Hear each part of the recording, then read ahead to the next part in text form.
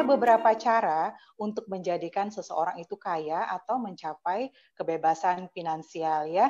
Melalui 4 pintu penghasilan, hanya cukup dengan mengenal 2 kuadran kemakmuran sesuai dengan konsep yang diajarkan oleh Robert T. Kiyosaki dalam bukunya Cash Flow Quadrant. Yaitu yang satu adalah kuadran kiri dan yang satunya lagi disebut dengan kuadran kanan.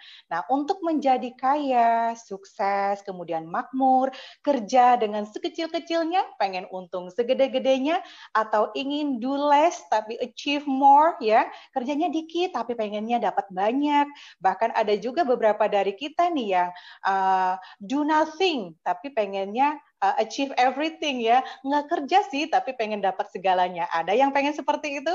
Maka seharusnya berpindahlah dari kuadran kiri menuju kuadran kanan. Nah sekarang apa itu kuadran kiri dan apa pula itu kuadran kanan ya?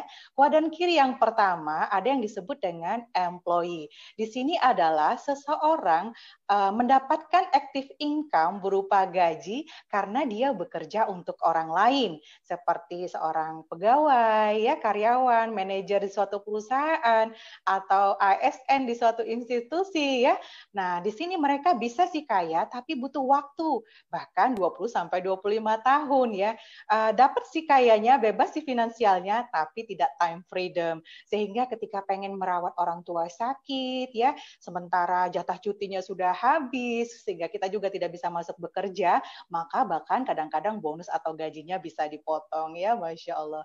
Nah, kemudian ada juga yang di kuadran kiri disebut dengan self-employee.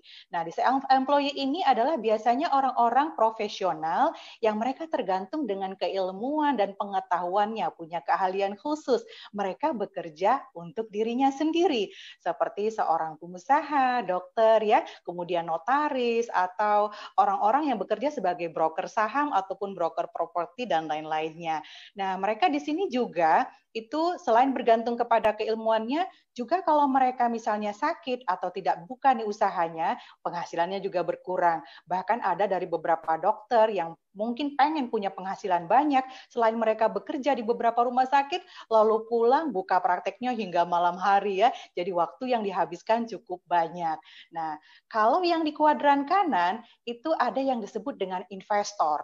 Nah, di investor ini, itu uang bekerja untuk kita. Sehingga money work harder for us ya, bukan lagi kita yang work harder for getting the money. Tetapi di sini kelemahannya kita butuh modal yang cukup besar.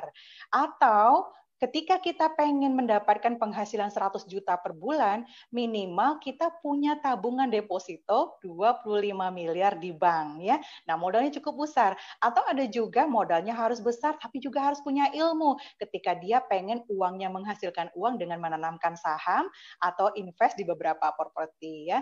Nah, ada lagi di posisi kuadran kanan ini dengan yang disebut dengan business owner.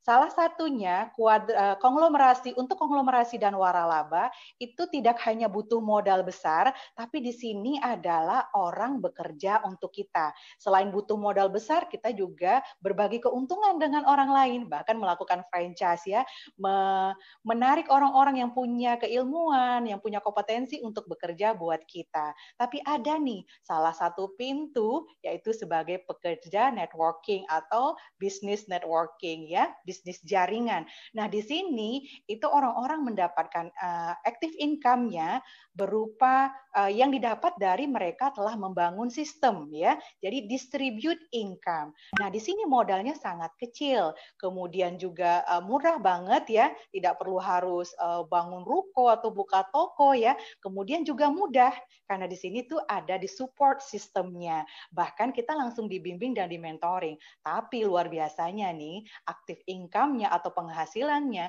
itu bahkan bisa menghasilkan miliaran. Dan hebatnya lagi, penghasilan di sini itu bisa banget diwariskan ya. Jadi kita nggak ninggalin hutang buat keluarga kita, tapi penghasilan yang bisa diwariskan buat keluarga yang ditinggalkan. Luar biasanya semua mereka yang bekerja sebagai distributor marketing itu menempati profesi posisi pertama melebihi artis ya. Masya Allah, luar biasa.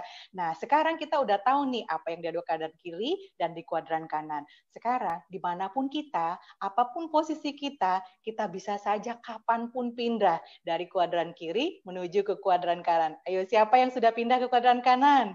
Ya, selanjutnya ada 3 langkah untuk membuat kita menjadi miliarder.